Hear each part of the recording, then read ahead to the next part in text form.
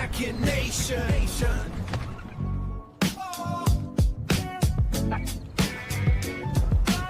The boldest live morning show is back.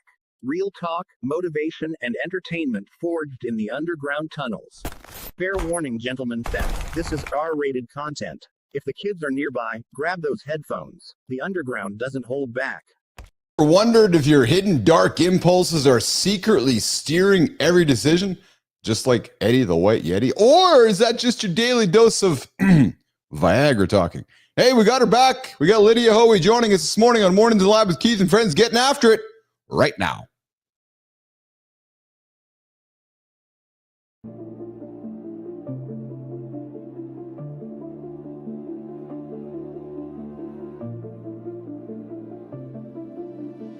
Welcome to Mornings in the Lab, where when something negative comes up. Building muscle improves blood flow. From squirting to squirreling. Start small, build up, and expand from there. Be entertained by fun over here. How have I slept? Has my sleep been good? That's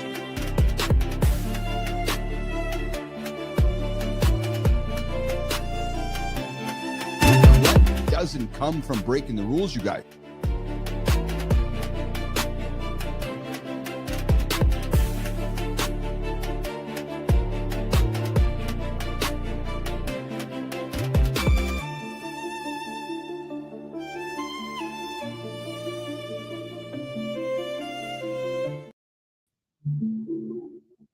Hey, good morning. We're back at it, you guys. What's going on here?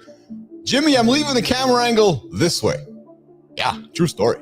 All right, good morning. Coming up, everybody. Welcome to Mornings in the Lab, the boldest. Yeah, we are the boldest live morning show on the planet. Your daily accountability partner here to fuel your mindset, your motivation, and your morning routine. What's your routine? Getting up, getting after it right now. True story. Yeah, we got a full loaded show today. We got her back. We got one of the quickest returning guests in the history of the show. Why? Because she was awesome the first time around. Lydia Hoey is joining us, the dating coach, the relationship specialist, the girl that gets guys and girls hooked up. Yeah, or going around or going in, whatever, what kind of terms we ever use these. I don't know. We're going to get after Lydia coming up in the show. We got a fully loaded experience today. Real talk, motivating content, and highly entertaining conversation you will not find anywhere else. Plus, consistent appearances of Eddie the White Yeti. Yes. Eddie the White Yeti, the new mascot for Mornings Lab with Keith and Friends, making appearances, storytelling with us today and throughout the entire experience. Good morning, brother. Good morning, B-Drive. What's going on, brother? I see you there today. In hour one, we're diving headfirst into the psychology behind your darkest impulses. Well, listen, science confirms that there's a sinister common thread driving humanity's most unsettling behaviors. Like I said, plus love guru Lydia Hoey is joining us, returning to tackle the toughest relationship questions that we didn't get to last time. Plus, we're going to uncover what happens, guys. What happens if you pop some daily sildenafil, Viagra, Cialis? There's way more going on than just a boost in the bedroom. We're going to talk about that on the show here today. And don't forget, men, smash the like button, subscribe to the show, and drop those comments below.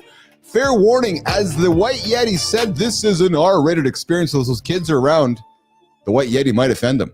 Yeah, put the headphones on, walk the kids out. Remember, you hit that snooze button, you're 9 minutes behind the guy who doesn't. Jeffrey Clark, what's shaking? Jesus Christ loves you all, and Jesus Christ loves you too, Jeffrey Clark.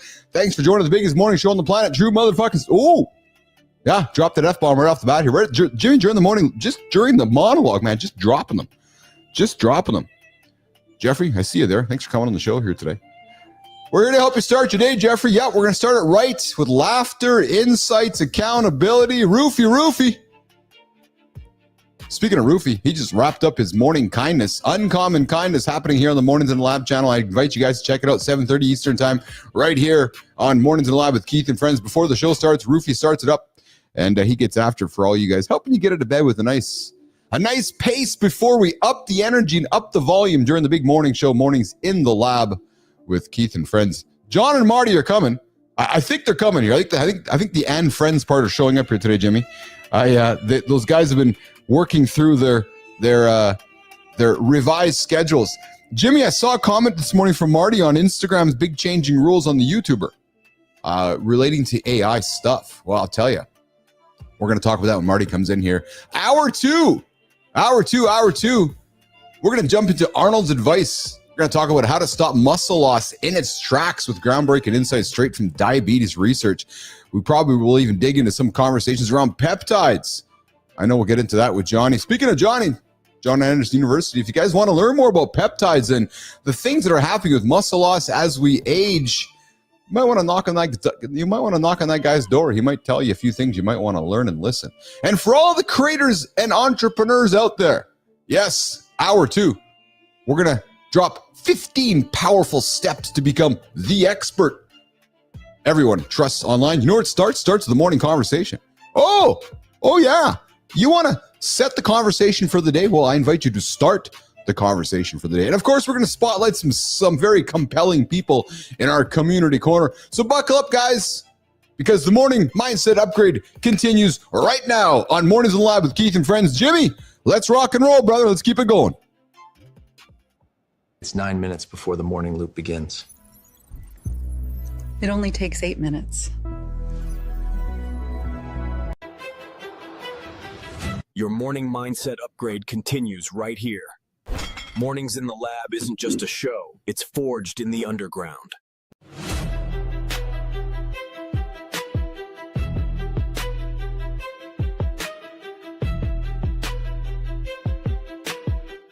Right, good morning, Johnny Anderson. What's shaking, brother? Are you bringing some energy today, pal, like yesterday? Am I here finally? You are finally here. How are you, man? I'm good, brother. I'm good. Had a good day yesterday. Feeling pretty clear today, which is good. That's always a good sign. Good. Yes, you were so I'm going to call you out, brother. You were dragging your ass yesterday. Yeah, Jimmy and I, after the show was over, Jimmy and I are like reflecting on the experience of the 2 hours, and I'm like, yeah, Anderson was dragging his ass, Marty was dragging his ass, AJ was dragging his ass, our guest was dragging his ass. The only people that showed up was Keith and Uncle Jimmy. Oh, wait a minute, Uncle Keith and Jimmy. And I was like, that's okay. Johnny, sometimes I got to hold the boat for you, man. Sometimes your assistant, that's me, guys. That's me. I'm Johnny's assistant. Sometimes the assistant needs to hold your bag or your purse, in your case, maybe. In a situation like this, I don't even acknowledge the stuff that's coming out of your mouth. I mean, where am I going to go with that? You know, it's. I know where you're going to go with it because I made a clip last night. It might have something to do with Johnny. Will you play with me? Well, AI Johnny responded, and I'll drop that later today in your messages because I was having AI Keith and AI Johnny were having a nice conversation, and AI Keith was asking AI Johnny if he would play with him.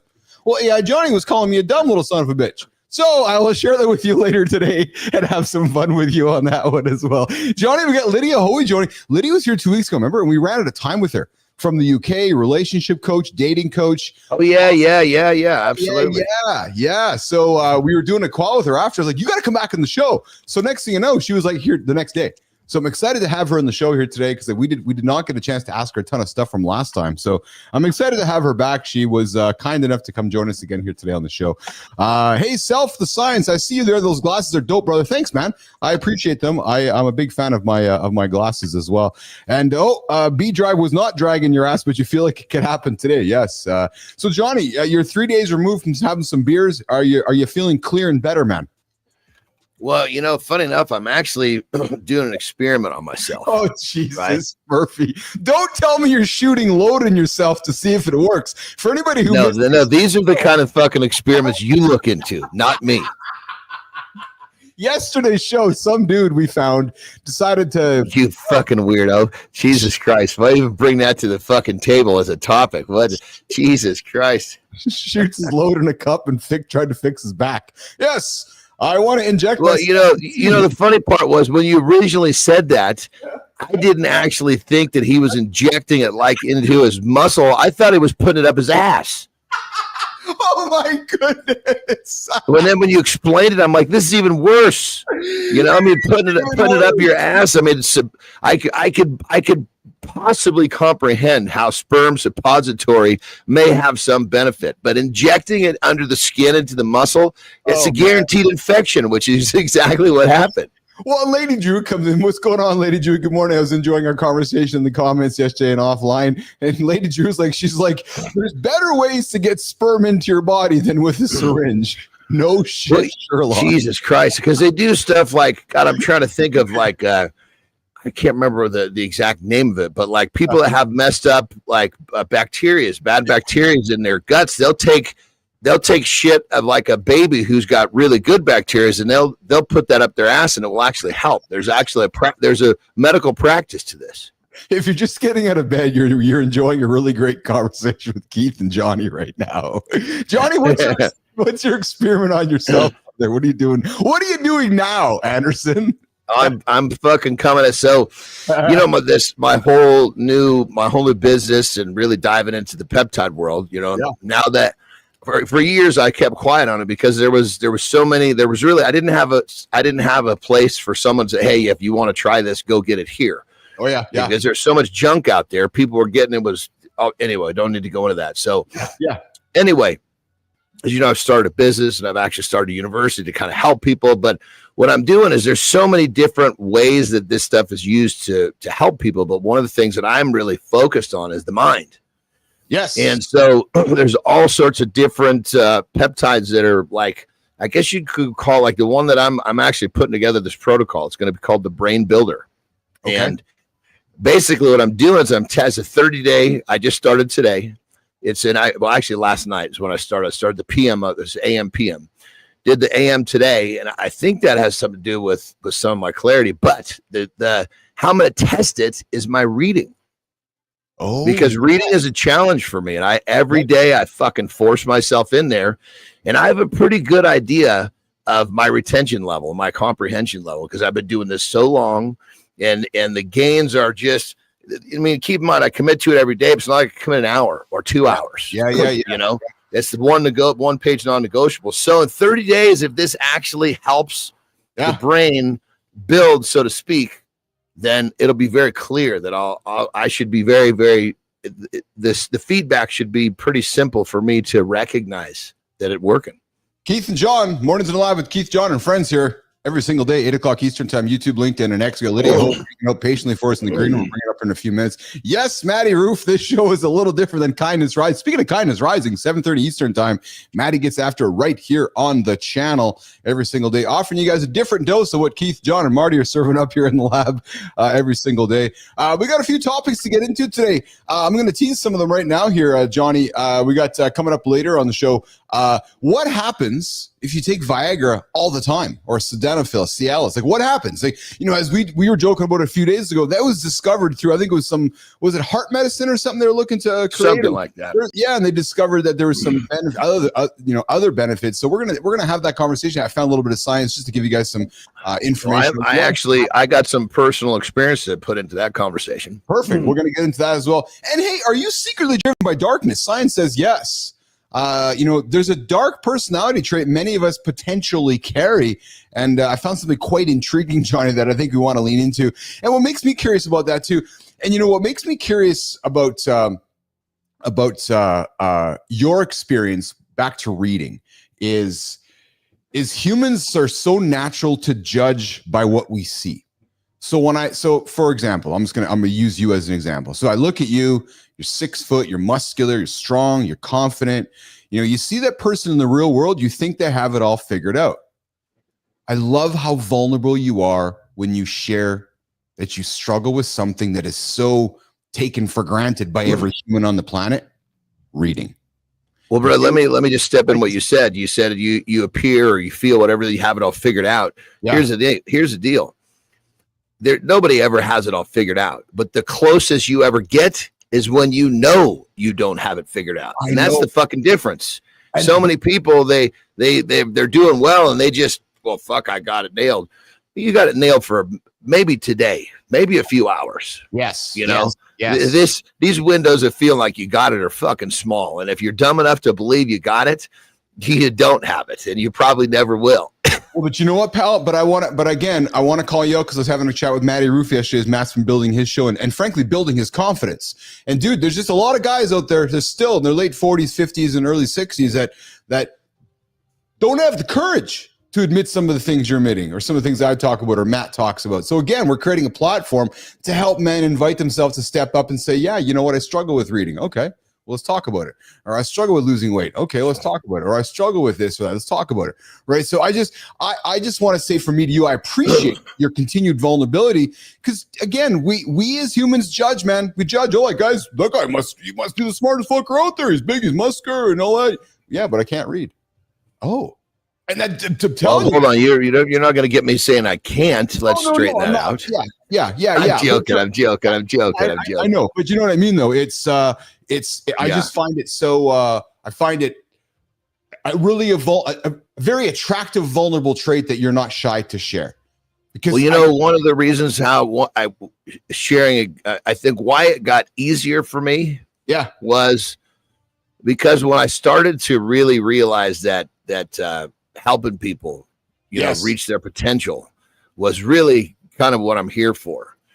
Then I realized that, the more parts of me that I can show that don't match up with what you can see right now, the more real it was going to feel to people to maximize their potential, because it's like, and so I don't know. It wasn't always easy for me to pull my pants down, so to speak, but now it's part of my duty.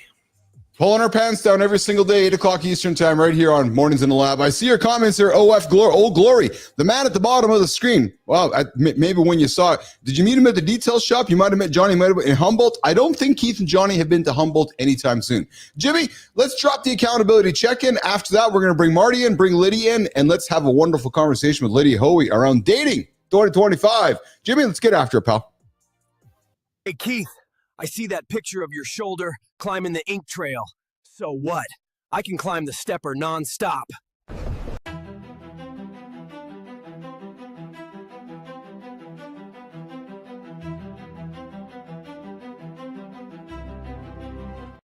All right, there we go. Hey, why I focus more on my not to-do list than my to-do list. Too many of us focus on the to-do list. It's like a scorecard telling you that you're always behind no matter what, because guys, the list never ends. Doesn't matter how many check boxes you tick, it just never gets any shorter. Because for every task you tack off, there's another one that gets added. Not to mention the ones you actually never get to. Look at your list. I'm telling you, I spent years thinking I could outwork the chaos with my to-do list. Just keep building it. But you know how it goes. I was always busy and never, ever made sustainable progress to get anything accomplished. So here's what I changed. I started protecting my time ruthlessly, stopped saying yes to every request, every quick call, every opportunity. Now I ask questions before I commit. Does this make my life a little better? Will this help me build my business? Will it make me a better partner or a dad? And does it contribute to my wellness goals? If it doesn't align with any of it, I say no. What's the key? The key is productivity. It's cutting what doesn't serve you. Yes, that's what the true story is. So I invite you guys today, as you're getting through your list, take everything off it that's just not going to happen. Say no. Say yes to one thing and get it done. There's your accountability check-in this morning on Mornings in the Lab. Jimmy with Keith and Friends. Let's get over into the transition of the center stage. Let's do it, Jim. Relationship problems in 2025?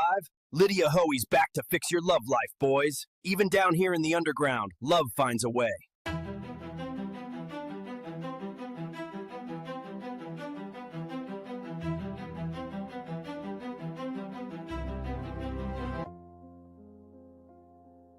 What if the reason you're still single isn't your dating profile, your approach, or even your luck, but the fact that you're solving the wrong problem entirely? Most men are stuck in an endless cycle of chasing dates, perfecting their game, and wondering why nothing sticks. They're focused on getting the girl instead of becoming the man worth keeping. Lydia Hoey, matchmaking director at McLean International, has analyzed thousands of relationships and discovered that lasting connections aren't built on attraction or chemistry. They're built on psychological compatibility and emotional accountability. The breakthrough happens when you shift from performing to growing, from chasing to building, from impressing to connecting authentically. Stop playing the dating game. Start building the relationship skills that actually matter. Lydia Hoey is back.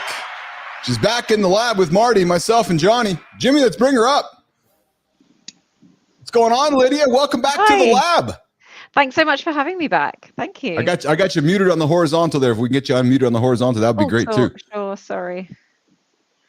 I have tech issues. There you go. No, you got you there. We got you there. How are you today? Very well, thank you. It's really hot in the UK, so lots of sunshine.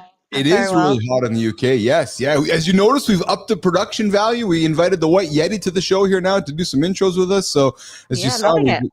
we increased the production for you as well here on the show. So listen, you were on the show this a couple weeks back. Had so much fun. Lydia is the matchmaking director at McLean International. She's the founder of Matchmaker School. I had a conversation with her post-show. I'm like, Lydia, you got to come back, man. I had so much fun with you. I just didn't feel like we had enough to ask you. And then, Lydia, we learned yesterday, Keith and Johnny learned yesterday, our brother from another mother, Marty, was off on a wonderful weekend with his lovely lady friend to the Bahamas. So I think when we talked last, I don't know if we were having that conversation with Marty about dating and stuff, but yeah, exactly. You're shaking your head. So we're going to have to get into that as well. But Lydia, where do we want to start our conversation? I got so much to get into, but I'm going to invite you to start it today. Where do you want to start our conversation today about the world of relationships in 2025, especially as we're going into the hot summer season, Lydia Hoey? I think one point to make sort of really clear to single people is there are different ways to date, not just from an app. So you've got to get creative. You've got to put your phone away when you're in social situations and invite connections. I think it's really nice to gauge some chemistry in person in lots of different opportunities where you can, which people used to do all the time. So I think people are out and about, the summer's here, it's a flirty, fun time. Yeah. Maximize it. Yes. You said something, we said something a couple weeks ago when we were talking, Lydia, and it's stuck with me since then, that apps, and I think Marty even talked about it too, was that the app world has commodified the human. Because it's just a swipe. It's just a swipe. And there's another human on the other side of the swipe. And when all you're doing is swiping based on a visual experience, if I'm just looking at Lydia and I swipe to the next Lydia, the next Lydia, the next Lydia, I've just commodified you. And that really stuck with me because that's what the applicational dating experience has happened, hasn't it, Lydia? Yeah, and you're missing really great. You're potentially missing really great matches, essentially, because you're judging on in seconds generally, or some little bits of information. And I think if dating apps are your thing, if that's the only way you feel you want to date, you really need to understand how you're going to make good choices on dating apps. Because people do meet. My sister met her husband on a dating app, but you've got to make sure you're actually looking for the right things on profiles. You're putting the right things down, and you're not getting fatigued by saying yes to everyone, because that's gonna, and that a lot of men are quite open. They're gonna see who's connecting, swiping for them, so they're gonna maximize their swipes. And then that might lead to not getting very many dates because they might not be appropriate, a fatigue, a little bit down about it. So you've got to put a strategy in place. A lot of people do not put a strategy in place, and then it's like a second time job. They're putting in a lot of time for not great gains. But if you put in some strategies, then you're going to have a better dating experience. You're going to hopefully make better connections. But then again, saying that, don't just rely on dating apps. I was just going to say, I want to jump. I so agree with everything you're saying. And I always like to make weird comparisons, So when I was a boy, I used to love to fish, right? And I remember we would hike to these different lakes and fish. And I lived on a river, so we would fish. And then one day we went to this place, and it was it was more of a pond. And I couldn't believe how quickly I had a fish out on the shore. I was like, less than a minute. I was like, whoa. And I did it again. I was like, whoa, this is crazy. And then I realized this was a fucking stocked fish pond. Oh, yeah. Like heavily stocked. You actually had to pay for the fucking, paid by how much weight of fish you pulled out of there. And just the psychology of going out and catching a fish in some nature's lake was so different than catching a fish where it was fucking stocked. And you had to, so I think deep down, there's a psychological element that is being robbed from both sides of the fence. That's interesting. Marty, how did you meet your friend, your girl? Actually online, ironically, but Yeah, it's not. No, I'm It wasn't. teasing you, brother. I'm totally teasing you. No, you good. You good. Like I said, that's not typically my way. I That's know, not yeah, what I do, yeah. But you But know, so was it through Instagram or something? Without, be cryptic if you yeah, want. Instagram. It wasn't like Bumble or Tinder. Yeah. Okay. But that's a good segue. Instagram is a dating app. You know, I was just gonna say, Lydia Just is. like Strava. Oh, what was that? What'd you say? Just like Strava. Oh, just like Strava. Yeah, I've never Well, even you Instagram know, heard of is a lot you're, of these you know, fucking you can things. see different things. You've got different lifestyle choices. You're seeing connections, and okay, you're seeing Instagram shows a slightly different curated version of, but it's a good way to reach out to people. Yeah. If you said what is Strava, I would have thought it was a fucking drink. Strava's a fitness app, Johnny, for cyclists and runners, and it's basically another fitness application. But Yeah. I never thought about that, Lydia. You're right, actually, right? Because if you're in that, it's a community thing. I never thought about that. It's like being in a physical gym. Yeah, and you can message anyone that you follow, and you can ask to follow anyone. So. Well, Peloton has recently opened up their community to the public as well, and I just had a dull moment. Of course, that's where those platforms go to. Again, but like also Instagram, like a lot of people don't think you can date through Instagram, and surely you can, Marty. So how did it? Did you go? Did you meet for a drink quickly, or a coffee, or? So this is crazy. You guys are asking, getting all in my business. No, it was. She doesn't live locally. Okay. So we kind of met up out of town. Oh, nice. I love that. That's kind of how that worked. Me too. Well, dude, I gotta say, if I was gonna partake in this activity, that would be a requirement. I'm not meeting some chick I don't know in my own backyard. Are you kidding me? Yeah, absolutely. Yeah. So that's how that happened. And I don't mean when I say chick, I'm not demeaning women by any means. I'm just saying when you don't fucking know someone to bring them inside your circle, that's like I work hard to build the universe that I live in. I don't want to let some weirdo inside unless I truly understand the character of that person. Yeah, and it's the same way the other way around for women. You wouldn't let a guy in, just all willy-nilly. You don't know him, so it only makes sense, Yeah. Hey, Lydia, I got to imagine here, and this is great, Lydia. I got to imagine the world's only getting worse with the commodification of humans as we start overlaying the world in our glasses. There's no question that the future of technology is moving to eyewear and overlaying. So me seeing Lydia in public and having information in my glasses. So imagine Instagram, Marty, but in my glasses, right? So I get to know how old Lydia is, where she lives. Like Lydia, as a relationship coach, that's got to make it kind of, I'll use the word creepy or freaky, but that's going to add a whole new level of social etiquette, isn't it, Lydia? Yeah, but I hate that. So we had some singles drinks night on Monday. Okay. And the fun thing was you were just chatting to anyone you wanted to speak to. You weren't ruling anyone out straight away by age. You weren't looking at what they do for a job or a sentence that they say or their pictures. It was great to not have too much information to begin with when you're in a social setting organically. Interesting. And then you're gauging that chemistry. I did realize though that my age radar is very off. I do not know how old a lot of people are on. Really? I was trying to match a couple of people, and then I realized there was like a big 10-year gap. Not that matters, but I was like, oh, I had you down as the same age. Talk about age gaps. How does age gap play itself out? Johnny, if I can ask, Joe, are you and Terry? Where are you and Terry at, Johnny, age-wise? She's actually just slightly older, not quite a year. Okay. And then Marty, you and the girl you're dating, are you guys similar or? 6.5 years. You're older or she's older? I'm older. Okay. And then Lydia, I'm 13 over my partner, my second partner. So talk about age gap and how that plays in the relationship.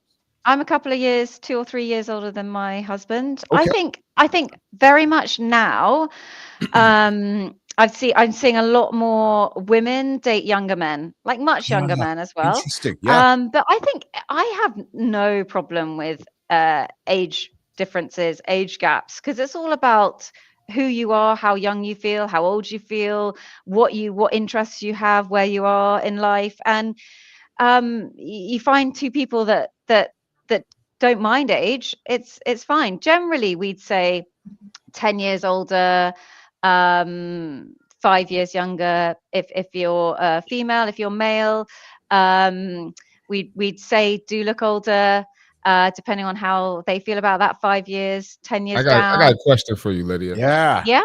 So why is it that, like, so if I tell someone, I guess this might be my generation thing. Like if I tell someone, oh yeah, I'm 6.5 years older, or if I was Keith, like I'm 13 years older, they would look at me like I'm crazy.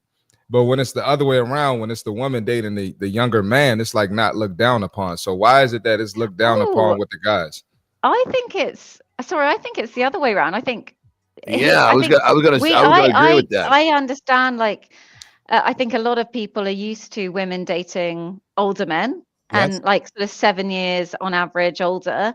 And now I think people are more socially accepting of women dating younger. So that's I was just saying it's looked down upon in my generation. Really? I have no idea why. Yeah.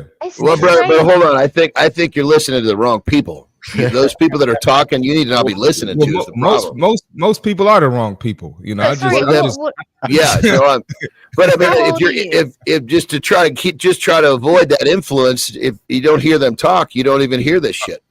But also, go ahead, Lydia. There are different ages where gaps seem much bigger, right? Yes. In your late 30s, 40s, gaps just sort of, but when you're 20, I don't know how old you are because I said my gay radar. Okay.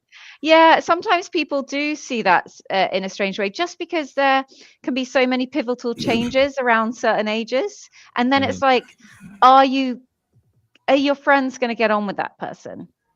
Are you going to be at the same stage in life? And I think it's those kind of questions. It's interesting. We're going to head to the fit tip here in a quick second and reset and come back with Lydia here in a minute. But it's interesting to say it, Lydia, because Marty's 31 and if 6 years, so his girlfriend, his partner, his friend is 25. I think that's perfect, brother. If I had to pick it, that would be it. I would if I had to pick an age for you, Mark, that would be it. I'm going to listen to Johnny before I listen to them. I'm with Johnny. But what's interesting, Marty and Lydia, I think you'd agree with this. You add 10 years to this discussion, and all of a sudden Marty's now 41 and the young lady's 36. Nobody's Marty grief. It's perfect. It's incredible how I think it's the 20s. It is. Well, what I noticed myself was when I was the element that was missing for me when I was dating younger was I guess to put bluntly, companionship. The companionship in terms of just being with that person and it's just that thing. When they were younger, I didn't have that. So that's kind of where I kind of found myself drifting into you. Not them. Oh, 100%. Could have been me, could have been her, could have been a lot of things. I was just recognizing that it kept happening. Yeah. Right.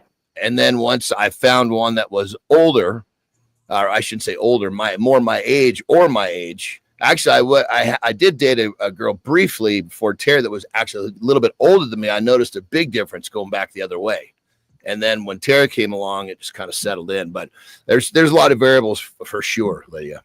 Keith, John, Marty, and our guest Lydia Hoey here on Mornings Live with Keith, John, Marty, and friends. Adam Holroyd coming in. My girlfriend is 7 years older than me, but my ex was 7 years younger. So Adam is working himself through life, finding himself right in the middle of the median.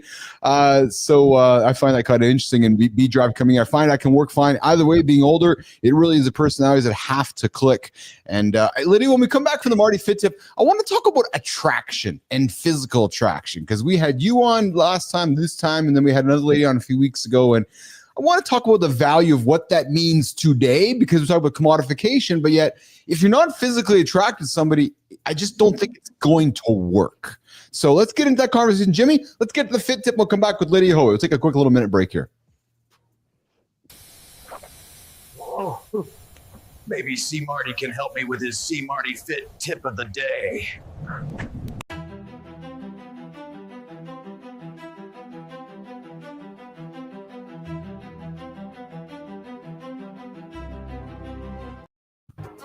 I like that, Keith. All right, we got the fitness tip for today. Stop putting your fitness journey on hold, right? Not everybody, but a lot of people say, oh, well, when my schedule clears up more, when things slow down. Listen, it's not happening. You always going to have shit in the way. You're always going to have something that can keep you so busy that you got to skip out on your fitness. You got to figure it out. This is not a temporary fix. This is a long-term investment. The best time to start was yesterday. Second best time is right now. So the more you put it off, the more you fall off. So you got to start investing in your health ASAP. Because next thing you know, it's like compound interest. So you can get fitter or you can get fatter, right? You're just going to accumulate more fat over time. Your VO2 max is going to go down over time. You're just going to lose muscle over time, and it's going to increase rapidly as you age. So stop putting it on hold. Start now. Get your butt up. Get in the gym. Get the trainer. Get the meal prep service. Start cooking. Do what you got to do. That's the fitness tip for today. How do you always skate circles around me? Skip snooze, tune into Keith every morning, 8 a.m.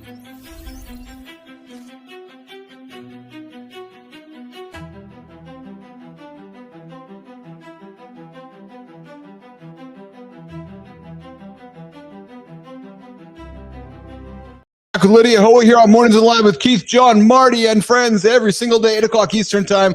We're having a great conversation about relationships and dating with Lydia, who's the director of is it McLaren? Lydia, I have my notes here. Macklin, but some people say McLin. So either, Macklin. Lydia, I got a question from the community here. Matt Roof, our host of Kindness Rising, you're dropping every single day at 7:30 Eastern time here. Matt comes back with says, can your guests explain, I think it's pronounced hypergamy or hypergamy, and its impact on dating and relationships. Lydia. The like atrophy? Yeah, hypergamy. Yeah, maybe. I think I'll sum it up if you don't know what it is, Lydia. Yeah, no, I'm dyslexic as well. So. Okay, this isn't the exact definition. It's just an idea. Basically, it's women, I guess men too, basically dating for the next best partner, right? So so as a woman, you're dating a guy, and there's always on the lookout. Yeah, there's someone with more money. Yeah, there's someone fitter. Yeah, someone with a better career, better car. Yeah. Well, then I think you've got to speak to someone about that. I think. What is it? Do you have an avoidant attachment? Sorry. Are you avoidant? Like, I think you need to. Some people should just think about their background, how they grew up, the relationship that their parents had, because this will all play into how they see relationships and how they attach themselves. And I think if you're constantly thinking the grass is greener, what is it? There's something that might need to be resolved or spoken about to get you to a secure, happy place where you're content with someone. I think, Lydia, that adds to something Marty said a number of months ago, which I just can't get out of my brain. And we laughed about it with Johnny, myself, Marty, is that, your next partner is a swipe away in the DMs on Instagram. Like, there's some dude out there waiting for you and your husband to have a fight. And Lydia, all being in a vulnerable state, some dude get in your DMs. Next thing you know, that hypergamy slides in, right? And it's just, you know what, Keith? Yeah. What's crazy is like, and this is for guys and girls. Yeah. Let's say a girl leaves me. Yes. Like 3 months later, she comes right back because that situation didn't work. But she had the googly eyes for whatever. It could have been someone car, money. It could have been whatever. But so that's what I was saying. The apps are just terrible. Yeah. I think, and we're all guilty of it, I think, at different times, but then we might not be ready for a relationship. But I think when you find that right person at the right time in your life, that looking stops. And then I think the different feelings come in where you're like, I really hate, well, there's a really good book, State of Affairs by Esther Perel on affairs and how they happen. And when I was much younger, I was being very judgy about people that have affairs. Like, how could people do it? It's ridiculous, like so morally unwrong. And actually, they come up for a lot of different reasons. And I think just if you're not with the right person or something is wrong in the relationship, I think it's people ending it before it gets to looking elsewhere and actively acting on it. But also, I guess we're in a world where we're seeing far more people than we ever would. Like before smartphones, certainly. Well, even when I was like a teen, early 20s ish, we had the internet, but it wasn't that great. You were looking in your social circle, you were looking around the town that you lived in. Yes. You weren't able to connect with someone in Hong Kong or in LA. You couldn't just reset your and then dream and like think that would be an amazing connection, because of some like rubbish that you're seeing about their life that might not be true. So I think it really plays into this paradox of choice and us trying to realize that's something to forget. The grass is not always greener. Well, I think a kind of a foundational piece in this whole thing too is, I think so many of these problems, relationships lead back to the individual. Because if you're not happy with yourself, if you haven't accepted yourself, you're never going to accept someone else. And you see it all the time. These people expect this level, the standard from their partner, and they're not even fucking close themselves. Are you out of your fucking mind? You expect her to be in great shape. Look at your fat ass laying on the couch eating Cheetos. Absolutely. Oh, absolutely. that is so true. I hate that. Lydia, sorry to change the subject, but it's right along with what Johnny said. Why is it okay? Why do men think that it's okay to date whatever woman they want if their money is at a certain level, but they're not in shape physically? Why do you know anything about that? Do you have an opinion on that? I think there's lots of, I think it's a complex subject, but I think there are some different relationships that are more transactional. That are more transactional, right? This person but also some people might be attractive, look after themselves, and they don't need that reflection. That is this person, this rich person, are they a good person? Do they have good values? Or is it more transactional? Is it like, this person's going to give me a lifestyle I want, I'm going to be the trophy on the arm that person might want, and actually we're good with that? And I don't think there's anything wrong with that if that's what people want. Let me boil this down, Mark. This is my position. There's obviously we're talking about a man with a lot of money. Why is it how he attracts or how he thinks he attracts females? And I suppose it could go either direction, because there's always that fleet of people who are looking for a fucking free lunch. And that group of people will never go away. And as long as you got free lunch, you're going to have a line of people waiting to fucking come eat at your place. I will say that share a little personal experience as I was going through my journey in life, and was exiting one relationship and moving through life and had achieved some financial security. He made $50 million. Come on, dude. It became a concern, an awareness of mine, that were people liking me or were people wanting to be around me because of the car you drove, because something you wore, because of your bank account. Like, I'm telling you, man, that feeling is real. Like, I was like, oh, like, is there, and you don't know it until you go through it. True story. Because I wasn't born with that. I was born with coal and a copper spoon. Right. I didn't take Terry to where I lived. Yes. For fucking 7 fucking weeks. Yes. She was like, God, I wonder if this fucking guy's apartment just must be a wreck. And then I finally take her to my house, and it's this beautiful fucking house on the San Francisco Bay. She was like, whoa, this is not what I was expecting. Because you basically, they see this shit, and all of a sudden now, what do they see? Do they really see you? Generally, I think you would probably know if you've got someone after 100%. But it was just me. I wasn't trying to suck my own cock. I wasn't trying to peacock. I was just trying to know this chick. So let's just keep that element out of the equation, because it makes it for a much easier platform for me to understand. Lydia, talk to me a little bit about Lydia. I'm going to be frank, man. I love having you on the show. You're awesome. I really like being here as well. Thanks for having me. I'm looking at the clock. I'm like, fuck, we got to say goodbye to her again really soon. I'm like, dude, you just got here. I know. I'm sorry. I must have missed Lydia last time. Sorry. Time goes somewhere fast. Yeah, Marty. Ponder something when it happens because this is awesome. Lydia, I want to talk physical attraction. Here's what I want to talk about. So it seems like we're taught to, but you got to look at everything about them, all the different values. No, if I don't think you're fucking hot and I don't think I want to have sex with you, I have no interest in you. Point blank, period. Please tell the truth about that whole idea of physical attraction. Yeah, I think, well, you need it. Yes. It comes and it goes. It can stay. But I think some people, it can grow.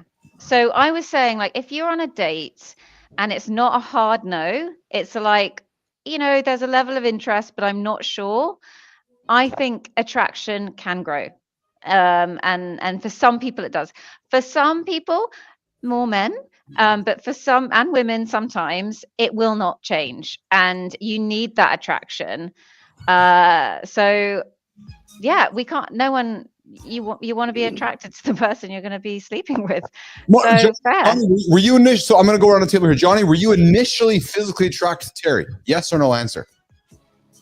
Yes. However, funny. No, I'm just saying. However, at that time, yes, when she met, yes, I was actually more interested. My focus was companionship. That makes sense. Yeah, 100%. When in the past I had been fucking purely focused on, is this chick giving me a tickle in my pants? Yes. You know, and that led to great fucking bedroom action, but it didn't lead to just, companionship, which is what I was really after. Because all those other relationships that didn't have good companionship, they were rocky and, it wasn't providing what I was looking for other than great sex. And if I would just wanted great sex, I'd just go have great sex. Yes. And then Marty, I assume with you, I'm making an assumption here, but you met the young lady on Instagram. So it was a physical appearance, first of all. That's what Look at that face. It was. And I got no judgment. I love it. So hey, Keith, I only do baddies, man. Yeah. but let's go here, pal. So you saw it. What's a baddie? 8 out of 10 and up, man. So you saw her picture. Did you DM her? Did you how did you guys meet? Did you message her, or was it like a stranger out of the blue?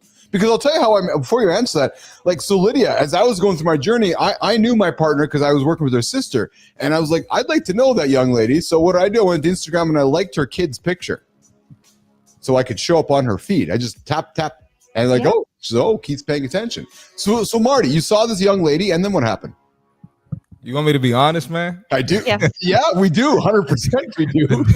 I did a reaction video. No, after saying that, no, please don't be honest. Yeah. Please. Nobody wants to hear much. Get out of here, Johnny. Get out of here, Johnny. No, I did a reaction video to her. It was about fitness.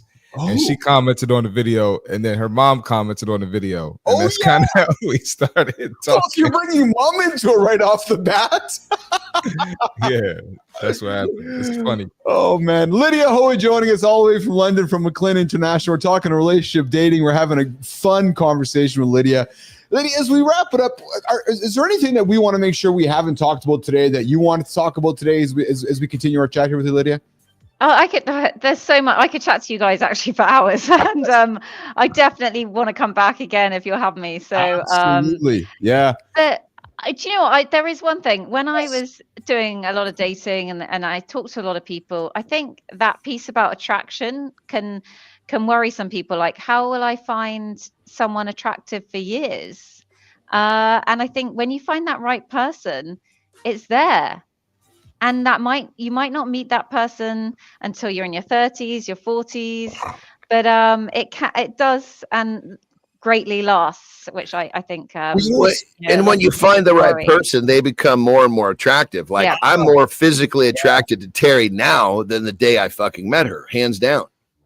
So Johnny, here's what you say, because me too. I look at Lauren. So Lauren just turned 40 here in May, and I look at her now.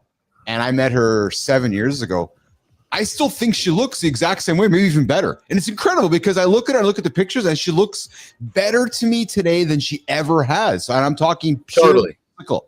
And it's incredible. Totally. Well, and like with Terry, I mean, we're talking 20 years ago. Yes. You know, mid 30s, what you could argue would be the, you know, right at the top of the peak of whatever, of the physical portion of it. Right. Yeah. As to where, you know, now we're talking 20 some years later.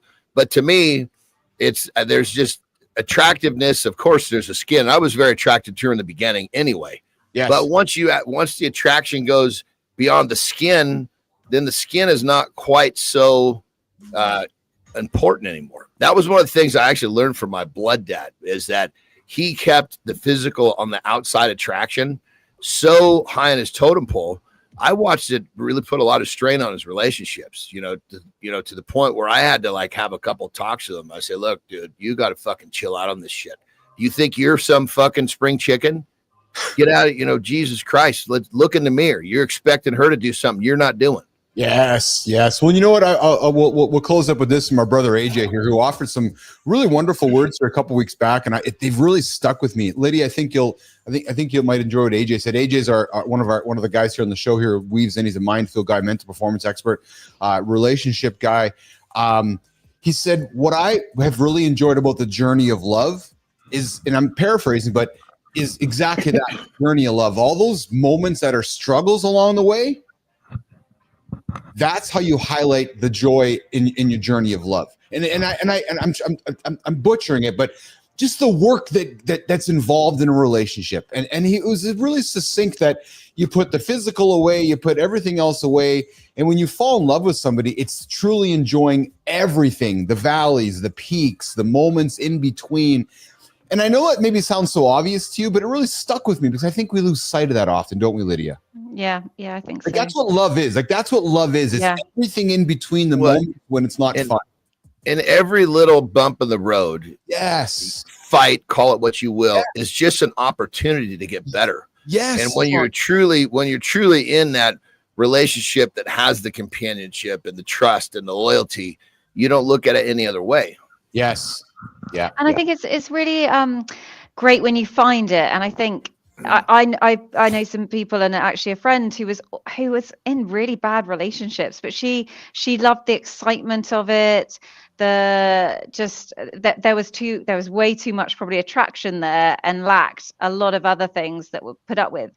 And she's met someone great now, and she's like, now I know what it is to be in a truly great relationship.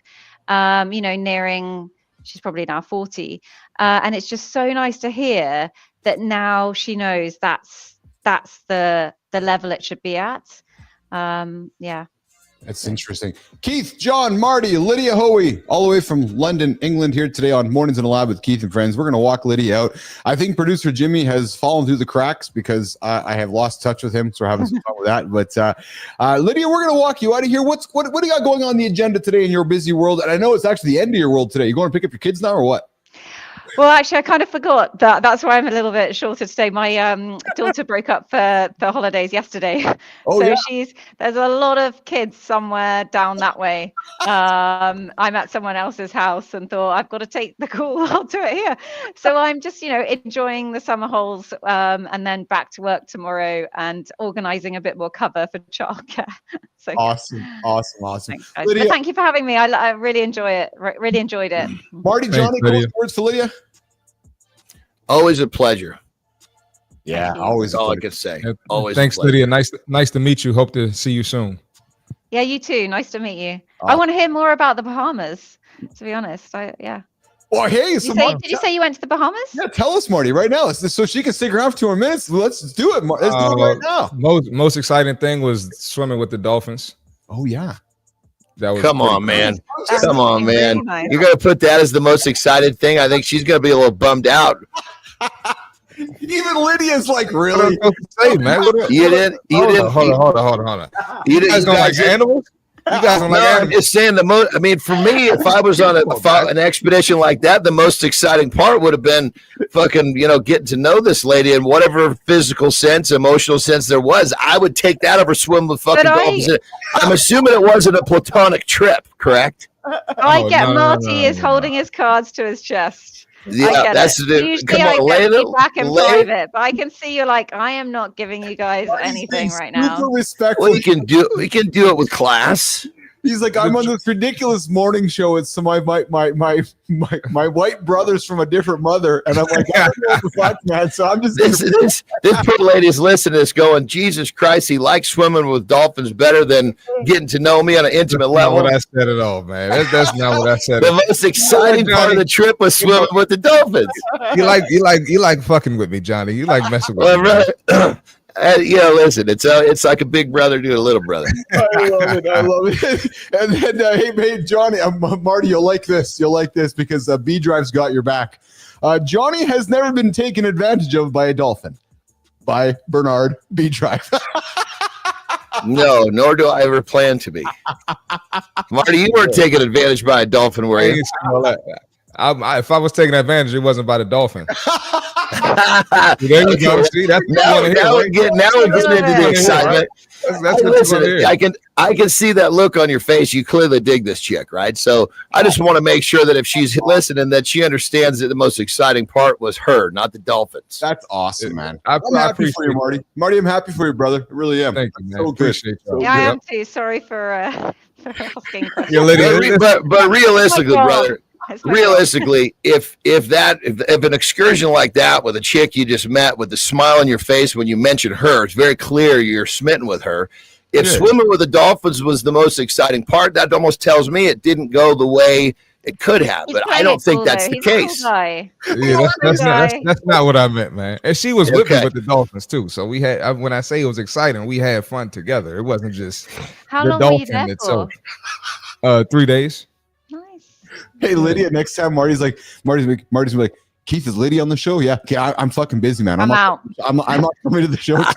No, my man face, he comes running towards the fuck. He doesn't run from this shit. I ain't running from shit. Exactly. You know what, guys? I think this may have happened though. Lydia, we've always been looking for like a female doppelganger to hang out with us and kind of have him play and just be goofy. We may have just kind of around a matter of fact way we may have found our female to come and hang out with the goofiness here in the morning here. Yeah, and I'd love to. It's just working it around the schedule. Oh my God. I'd love that. That's funny, man. Lydia, you go get your kids if you know where they are. Thank you. Yeah, I they're somewhere. I should go find them.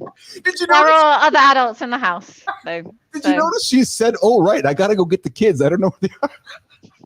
There are other adults. So it's okay.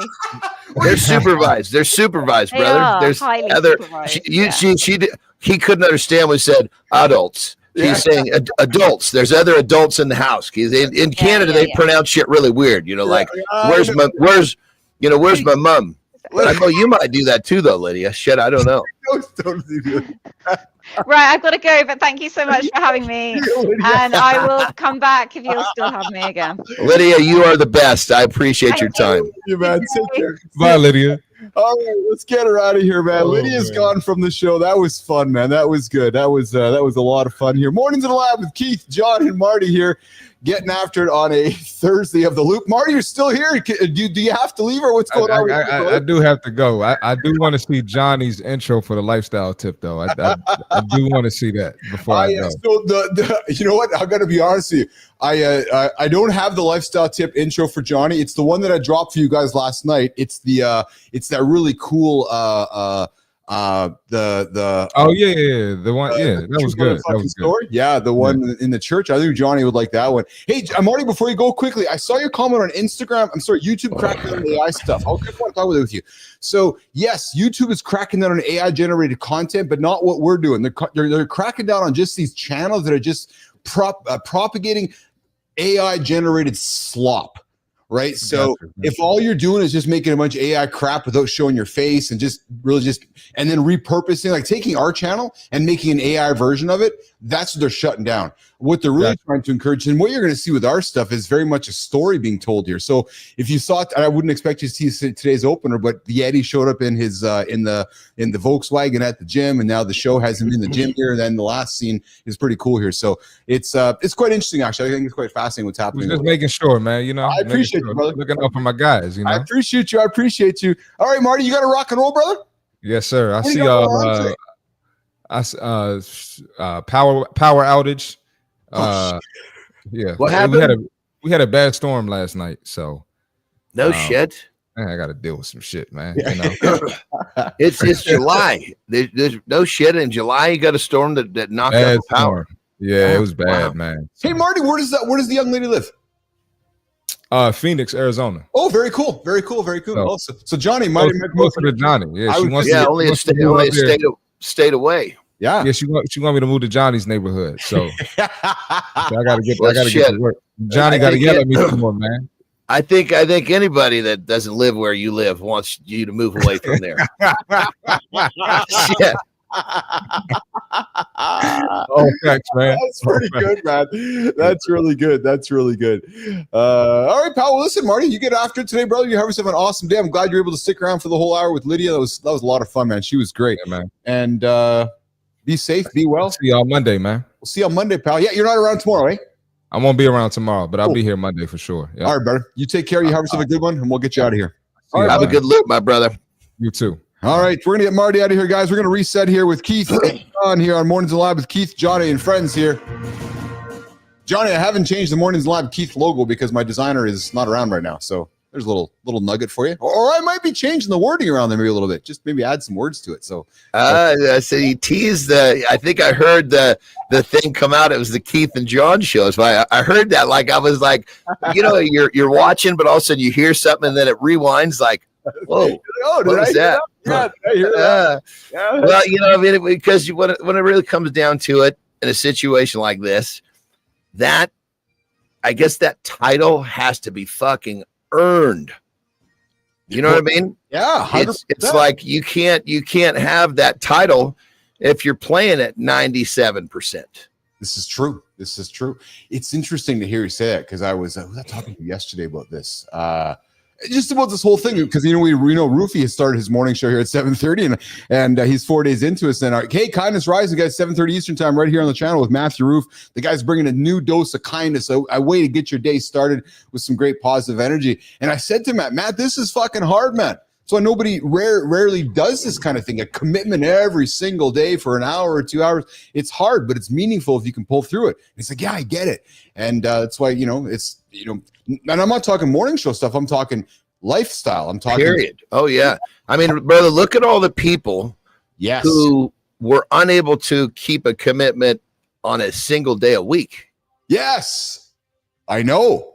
Isn't that and some of those people you would look at and think, God, I think this guy's got it. Yes. But until you see someone operate for a year plus, you really don't know. Because it's human beings have, as I recall, cycles of life, right? Yeah. Everybody has their cycle of life. And when the cycle is up, it's really easy to do hard shit.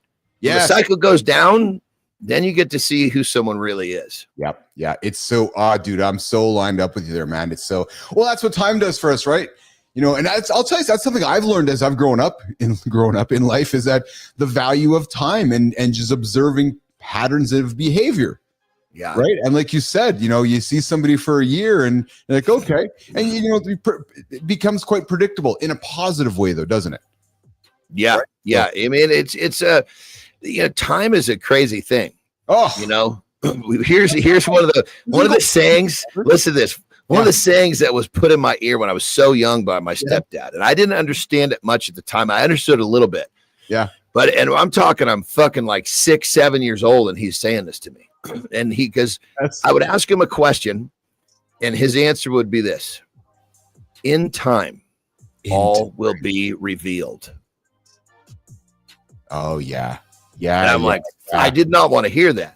But basically, he's just saying that you're going to get your answer, but time is going to bring it to you. And that's what we're talking about with people. Yeah. Can this person stick it out the way that we stick it out? Well, we'll never know. They can say what they want. Time will reveal our answer. Yes. Speaking of revealing our answer, Johnny, you revealed something earlier on in the show. I had a little teaser. I'm good at the teasers, Johnny. Have you ever wondered, men, what happens if men take Viagra every single day? Well, today I got, so actually, Johnny, first of all, I don't think Jimmy can hear us right now, but I know he's stressing out like a motherfucker because he's like, oh my God, I can't get shit going for Uncle Keith over there. So he's frantically panicking. It's just the two of us. We're good, babe. We don't need anybody. It's just two of us. But we have all the stuff set up behind the scenes, right? And I know right now he's just fucking panicking, going, oh my God, I can't do it. And we're just going after it, Jimmy. So today I want to explore the surprising benefits, the hidden risks, and everything in between. And we're not experts here about what we're talking about. I'm simply delivering some of the research that I found and going to deliver some real life human experiences, as Johnny has said, because I think Johnny has perhaps experienced what happens if one takes Viagra or sildenafil every single day. Johnny, let's start it off, brother. Have you done it every single day? Well, so early on, yeah. I should say early on. I would say the experimentation came probably more with Viagra, because Viagra, then, every dude wants the frickin', that piece of wood that won't go away. Block of steel. Yeah. Yeah. So, I was using Viagra a lot, but obviously it was just for a sexual benefit. That's it. Okay. Right. And then Cialis came along, and it was like, wait a minute, you can take this thing, you take one a day and it stays in you all the time. Well, then I started to realize that they had forgive me. So with Viagra, we knew that it was for one purpose. Well, they realized that the test subjects are running around with boners, so I guess we're going to market it for boners. Yes. Cialis was the same thing, yes, I believe, but it had a different original purpose. And so I started looking at all of the different health benefits of Cialis, and one of them for prolonged use has to do with the prostate. Well, 7 out of 10 men get prostate cancer. Yes. Whether it's a little or a lot. I mean, granted, a lot of times people have prostate cancer and they can beat it, not a problem. Other times it fucks them up, like really fucks them up. Yeah. So, we take all sorts of things for our health. Well, I mean, we're males. We have a 7 in 10 chance of getting prostate issues. Well, we'd like to have sex. This kills two birds with one stone. Yes. Interesting. So, how long of a period of time? I mean, I've been taking Cialis for years. So daily then, right? So you take it daily? Yeah. Interesting. Yeah. Yeah. And I actually did, I've done some experience with that one too. Yes. Okay. So basically, as we get older, our prostates enlarge, right? Like with blood tests, my prostate operates perfectly, but it's a little bit enlarged, which is pretty average. Yes. And so if from some of the studies, I mean, granted, none of the studies I'm talking about were proven, but there's some reasons to believe that higher levels of Cialis actually would have more of a I guess you'd say a shrinkage effect. Shrinkage in this case is good. Yeah. So I would like kind of test when I was peeing, like, do I feel a difference when I pee when I'm on a higher level or not? I wasn't really able to see anything there, but I will say that if I stopped, I'd started to notice a little bit of a difference. Interesting. So this is awesome, frankly, because we'll get some real life stuff then. So, understanding the daily effects of Viagra matters because it can influence men's health. So, so let's put some context around it. So, Johnny, I'm going to make an assumption here. Improved erectile function. Daily dose sildenafil can stabilize. It can aid in spontaneous and nighttime. Bottom line is, you're pretty good with your wood. True story. Yeah. Secondly, prevention of penile scarring. Regular erections improve oxidization to penile tissues, potentially reducing age-related scarring. Number 3, urinary benefits. Sildenafil relaxes smooth muscle tissue, possibly, improving urinary symptoms in cases of benign prostatic hyperplasia. So like you said, the prostate gets larger. You don't have any problems urinating. You're good with it. No. I mean, even when I don't take it, I'm good. Yeah. But I mean, if I wasn't good, that's a fucking problem. Yeah, I know. For sure. But I could definitely tell a little bit of a difference. Yeah. Because my enlargement has only popped up in the last handful of years. Interesting. And then enhanced quality of life. Obviously, feeling more confident. I get the wood when I want to have the wood, which translates to perhaps better experiences when you're being intimate with your partner. But Johnny, it's like a domino effect there for sure. Yeah. And then there's so let's get into some of the side effects or potential risks. So common apparently is headaches, indigestion, nasal congestion, dizziness, mild vision changes. Did you experience any of that, Johnny? Or do you experience any of that from time to time? With Viagra, a little bit. Okay. What I would notice with Viagra, funny enough, when it would be like the true Viagra, like Pfizer Viagra, I would notice this more than if it was a generic. So it really does kind of show you that there is some difference between the two. But I would notice that basically I would get kind of I guess you'd say to put bluntly, excuse me, I would get a stuffy nose. Like I would have a hard time starting to breathe. Yeah. Well, that's apparently a side effect of that. And then seriously, Johnny, some of the serious side effects that could come from daily taking sildenafil, Viagra, Cialis is priapism, prolonged painful erections, where the wood just does not go away ever. Well, here would be my thought. If you've got boners that are good enough and you take that shit, well, that's probably when you're going to get what you're going to get. You know, like when I was younger, you know, when I was doing it just to be, I didn't really have a purpose for it other than just to have some fun.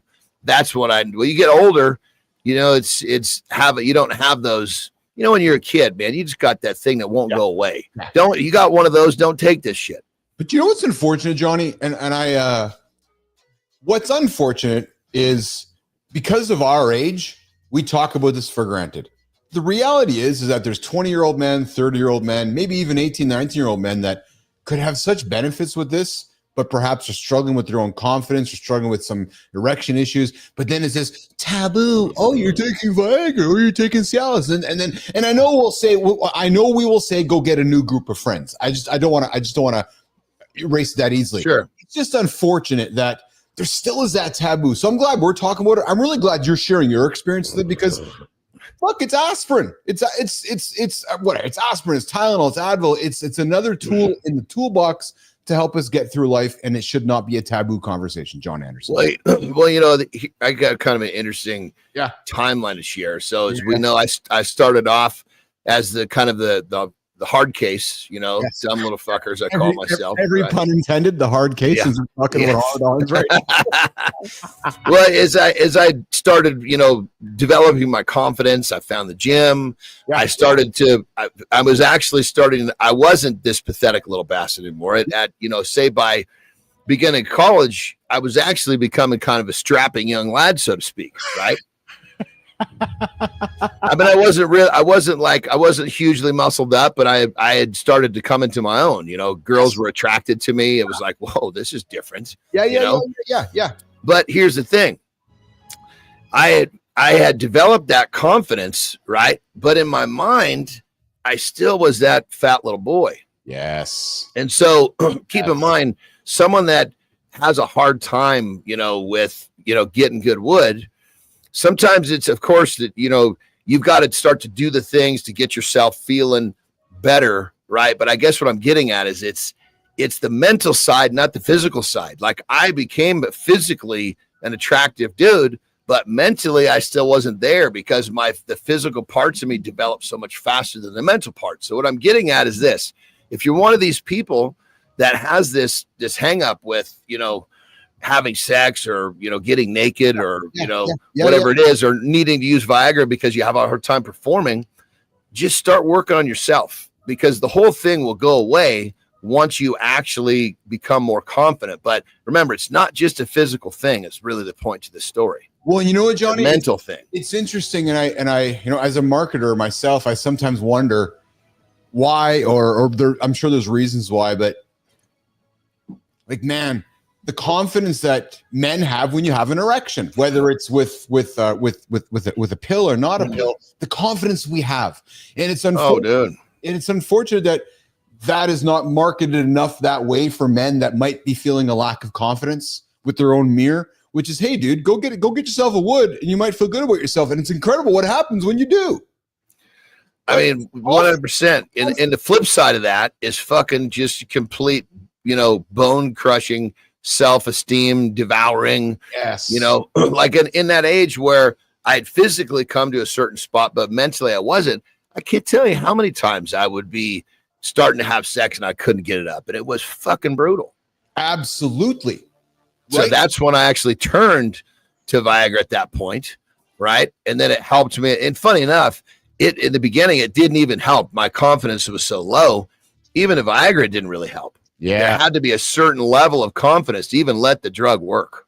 We got some questions from Rufy in here, Johnny. Does sildenafil and beetroot supplementation assist with muscle building and or oxygenation of tissue? Basically, does ED meds, including sildenafil, help with body building? Oh, interesting. Oh, Matthew, not Matthew Roof, Matthew Road. Oh, interesting. Sorry, Road. Yeah. I would say, you know, because you're talking about beetroot, right? You're talking about blood flow. You're talking about, you know, these drugs are blood flow. Yes. So here would be the thing. You can say yes to these, but they would be probably 500th on the list of other things that you should be paying attention to. Because everybody, oh my God, I'm going to start drinking beetroot juice and taking Viagra. I'm going to get good boners and I'm going to get in shape. No, you know, you're not eating properly. You're not sleeping properly. These are the first things that you need to be looking at. Yes. Yep. Exactly. Hey, everybody. You got Keith and John here on Mornings Live with Keith, John, and friends here every single day, 8 o'clock Eastern time, YouTube, LinkedIn, and X. We've just been talking about the benefits of taking Viagra every single day. Viagra, Cialis, sildenafil, those the blood flow drugs that help us get those morning woods. But I want to pivot the conversation toward, as we wrap up here in the last 13 minutes or so with Johnny. Johnny, I found something that I know you have an interest in. I have had some interest in recently and learning about it. And while I know we're probably going to dive into how peptides work their way into this, but I found some Arnold's advice. You know, Arnold Schwarzenegger, I subscribe to his newsletter, and he's always dropping great nuggets. And, you know, if he's talking about it, I think perhaps there's a reason that we might want to talk about it or share it. And Johnny, one of the topics he threw on the table last week or a couple weeks ago was Stop Muscle Loss Now, Lessons from Diabetes Research. And have you ever wondered why some people seem to lose muscle faster as we age? Well, there's been some surprising insights, Johnny, from type 2 diabetics about muscle loss, revealing powerful lessons that everyone, diabetic or not, can use to maintain strength, mobility, and independence. And this came up. Let me interject real quick just so everybody can follow us. Type 2 means that you did this dumb shit to yourself. Yes. So let's be very clear about this.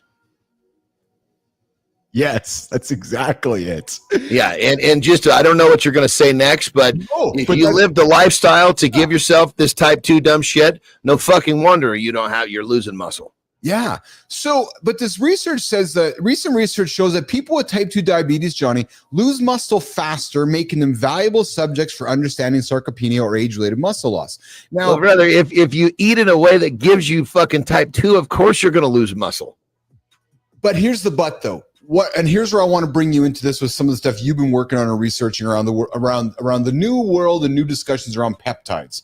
Does this not link back to some of the GLP inhibitors and some of the peptides in the market? Because is this not part of the same conversation, John Anderson? Well, and here's the thing. Great question. So you can use any AI. Let's compare it to AI. You can use AI for good, or you can use it for bad. What the fuck are you using it for? Yes, so perfect example. Yes. Like some of these GLP-1s, I have a client that's actually on tirzepatide right now. Okay. And for everybody, GLP-1s would be like Ozempic or Wegovy would be the brand name. So John, just to clarify. So basically what it does is these things are slowing down your basically your I'm trying to put it in a real simple. You're slowing down your digestion to the point where it kind of kills your hunger, right? So if you're not hungry, it's easier to get into a calorie deficit is their idea behind this, right? Okay. Which means you're basically slowly starving yourself. So this guy comes to me, and he'd been on tirzepatide, which is that would be considered GLP-2, but we won't get into all the science behind it. Basically, he was on one of these meds, a peptide that kept him from being hungry. And he'd been on it for fucking 6 months, and he was on this clinic that was put him on. He was in this fucking whopping dose. So he was never hungry, which means he was never eating. And this dude was fucking malnourished. He was sick. He was so tired. He's like, I just want my energy back. Really? I was like, you understand you have no energy because you basically starved yourself for 6 months. Your body thinks you're trying to kill it. And I said, here's the thing. The peptide you're on can be used for good or bad. You're using it with the idea of starving yourself. How about this? Let's lower that dose, because he was on this before he came to me. Right? Let's lower that dose. and let's get you eating again. Now you're still not going to be hungry, so we're going to need to really have some alarms to tell you when it's time to eat, right?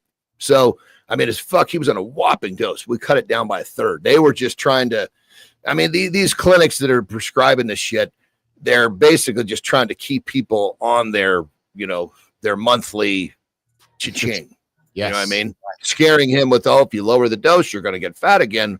God damn it. I was like, don't listen to these people. Anyway, long and short of it is, the goal is to get them off the GLP. Because John, let's be frank here. The goal is to get, if you're coming to me if I was your client, your goal is to get me off the GLP. Well, but here, let's go. Now let's talk about how it's used for good. So we just talked about for bad. Yes. So we cut the dose by a third, which still kept him in a position where he didn't feel much going on from his stomach. We put him on an eating schedule. 3 fucking days. He was like, I can't believe how good I feel. I'm sleeping better. I'm more optimistic, because he was having all of these terrible thoughts like he was going to die. He was like, if I go upstairs, I feel my heart rate go. I think I'm going to die. Really? His body was giving him every reason to do absolutely nothing because he wasn't eating. Yeah. Anyway, or his brain. So just 3 days in, he's feeling fucking great. So for those people who have like major food noise, that makes sense. Like that voice that just won't fucking tell them to stop eating because they're hungry all the time, and then that voice gets going. These things can be used in a helpful way, right? But you got to use them in the way that all you're doing is you're using it to keep that voice in your head, or keep that what you believe is constant hunger away. So you turn off that signal. Now the idea is not to starve yourself.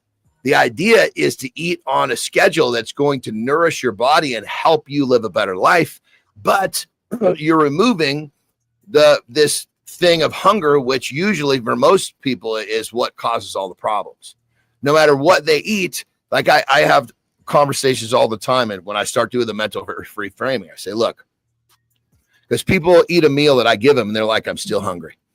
And I say, look, Keith, I'm twice as heavy as you. And I could eat that meal I gave you and I wouldn't be hungry.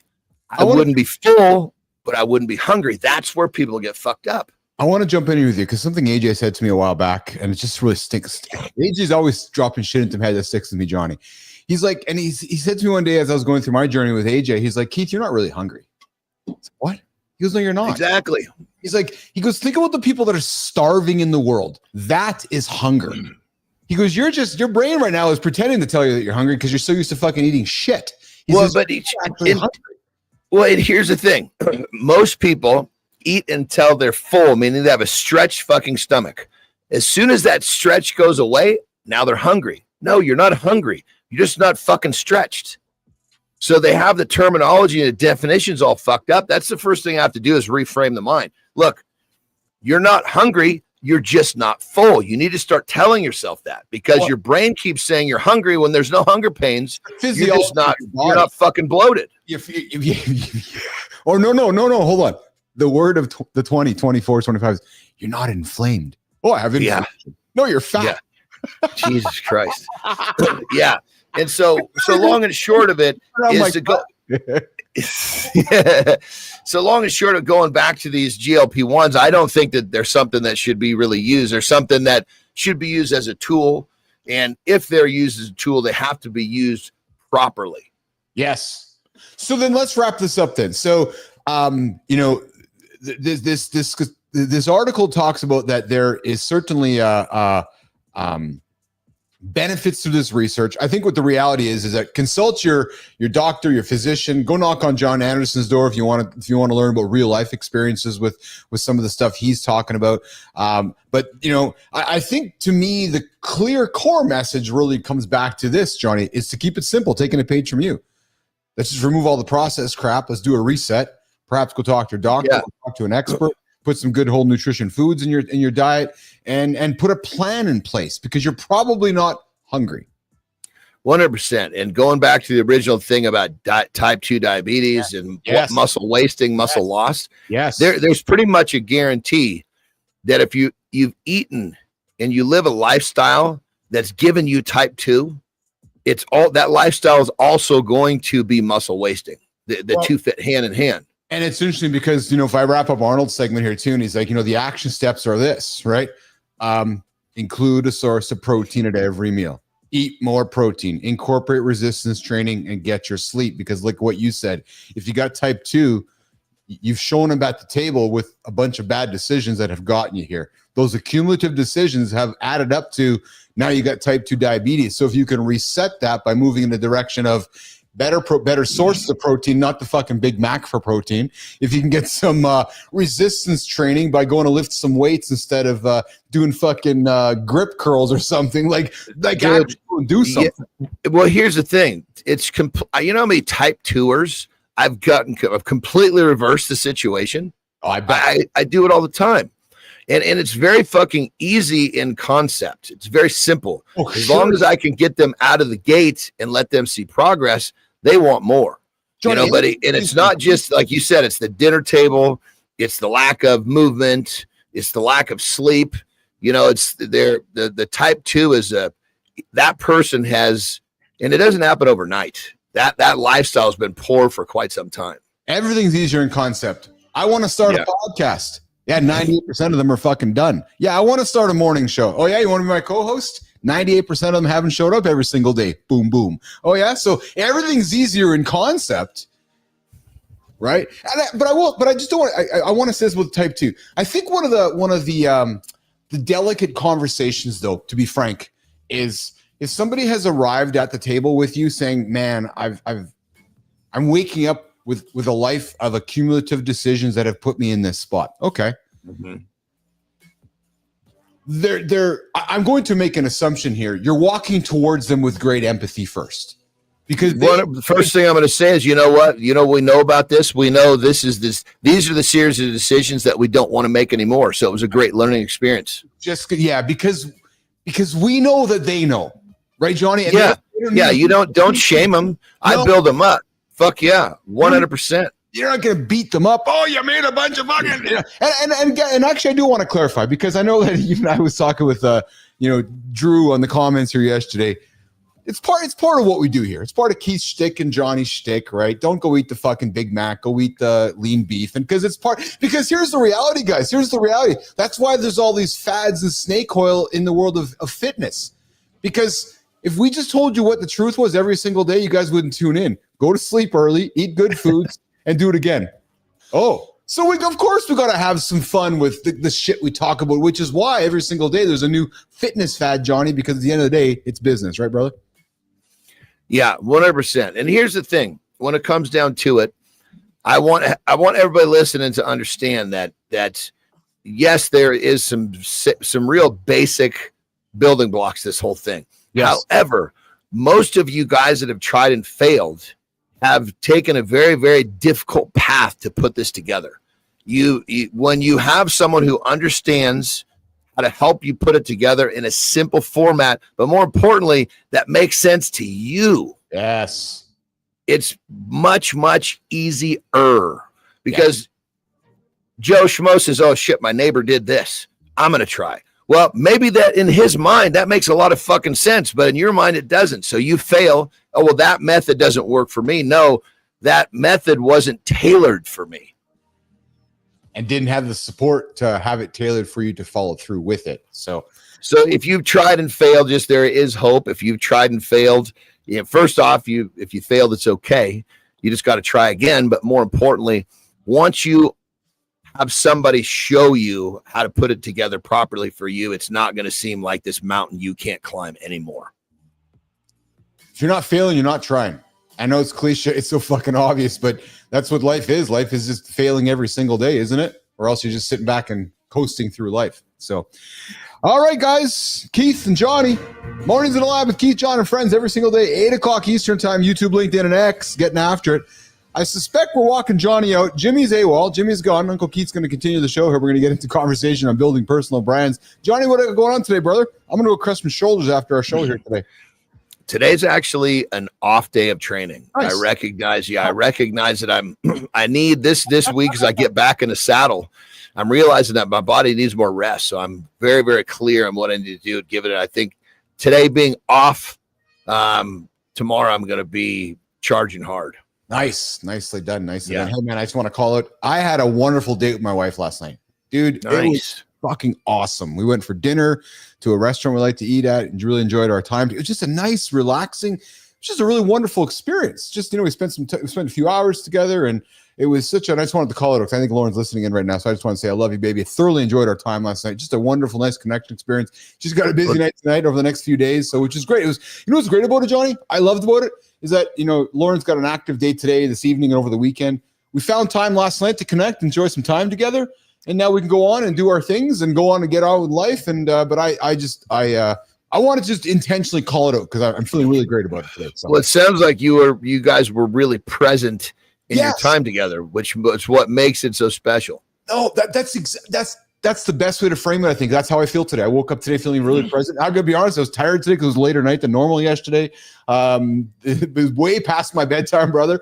But I figured after you guys dragged your ass through yesterday's show, I figured I could show up today and bring the energy because you guys fucking dragged. I was like, because here's the thing, I'll be honest, brother.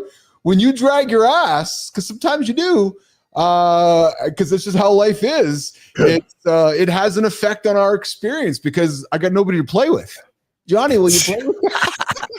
Well, one of the things that I'm actually learning from this long weekend, is anytime I go through, okay, what can I learn from this? Yes, I'm learning that I still am not good enough at giving myself the proper rest so I can operate at the highest level all the time. Because I'm constantly, I love to kick ass and it feels good, but I get myself beat down and then I got to get myself, I really am focused on trying to find a way to exist right here. And unfortunately, as much as I don't want to admit it, I think that means I'm going to have to go back to training every other day. Oh, yeah. Well, let me invite you to think about this, though. About this. So let's talk football or baseball or hockey or whatever sport. Mm-hmm. Even the sports you have went through in your life. I'm going to suspect that if that pro athlete, Kobe Bryant, there's no fucking way Kobe Bryant was 100% every day. No, every day he played. That's just not how humans work, right? There's some days where it's going to be an 80 or a 90. So when you're like, I'm aspiring to get to this all the time, maybe that's not realistic. Maybe it's about I'm glad you said that because I should have been more specific. Yeah. I'm not talking physically, yes, but really what I'm mentioning is I'm talking about my clarity. My mental clarity gets compromised when I'm physically beat down. And I love to beat myself down physically. It's something I really enjoy, but when it compromises my clarity, which then has a direct reflection on my overall happiness, we do what we do to be happy. Yes. And so I'm recognizing that my formula as I think I can, and for me to wake up and think that I could be more clear every day, that's fucking exciting because I seek clarity. That's my I seek that the most. I love it. I seek clarity from John Anderson every single day. We got a comment from Lauren here. Yes, we were very present with our ice cream sundaes. Lauren, I missed that. I left that part out with Johnny. What are you doing, man? I wasn't supposed to reveal that part. That was the place where we went. Did you eat some ice cream, brother? Yeah. For sure, I had some. So I love ice cream. I love it, but I don't eat it as much as I would like to because I would be a type 2 diabetes dude here. So I'm just, you know what I mean? Because there's a few things I love in life, and I love ice cream. I love cookie dough. I love my peanut butter, and there's just certain things. We've had this conversation enough times. So there's a cool little joint down the street here. Here's the brother. I'm not damning you. What goes in my head is this. He ate ice cream and he's actually okay today. That's a good thing. See, for me, if I had ice cream, I would be still fucking battling that shit today. Well, but here, this is great. But here's the thing. You had a couple beer on the weekend and I was like, because if the roles were reversed, I would be battling it. So it's funny to hear our conversation because you had a couple beers on the weekend and I was like, I couldn't and I have no desire and I never will. Right. And I love this. This is good. Let's go deeper into this because the beer thing is predetermined. It's one time per year, period. So if, like, perfect example, like if you were able to have ice cream kind of on the fly. Yeah. Not so much predetermined. This happens once a year. That's what gives me my safeguard. Yes. For me, it's the discipline of like, we don't do it all the time. Right. And to me, it's a date. Hang it over my wife. we had a nice. Brother, I'm giving you props. I'm not taking anything away.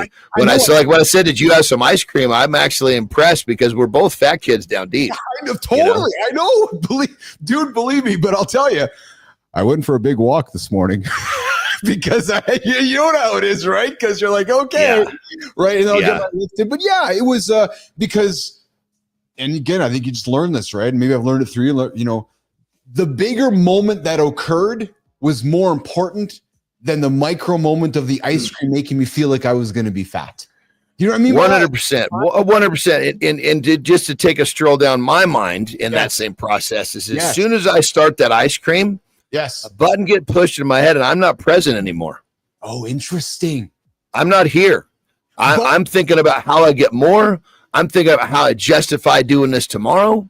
My addiction fucking steps to the wrong side of the fucking fence, and it takes days to shut that thing back off. So when I don't do that, it's so that I can continue to be the person I want to be.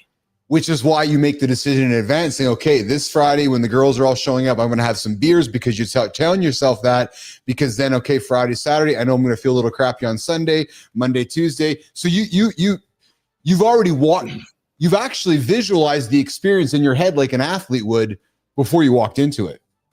Yeah, 100%, and keep in mind, beer is a little different than sugar. Sugar's more addicting than beer to me. But you know what I say? Nothing ever good happens when you drink. I swear to God, dude, this is fucking crazy. Yes. So I had a buddy fucking reach out to me. He gave me a fucking tip on an investment. Of course, I'm fucking loaded. So the last thing I'm going to do is start moving money around when I'm loaded. That thing, I don't even want to tell you how much money that cost me. Fuck.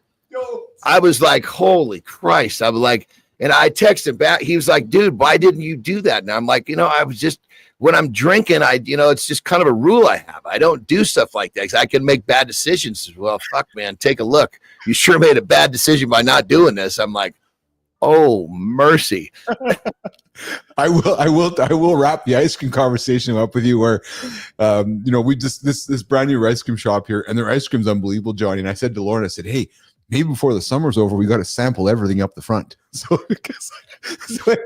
But that's my brain talking going, no, because like you, man, I start with one. Like I'm that guy like you too, man. Like I why have one hamburger? What can I have three? Like who has one fucking cookie? Like what the hell? Yeah.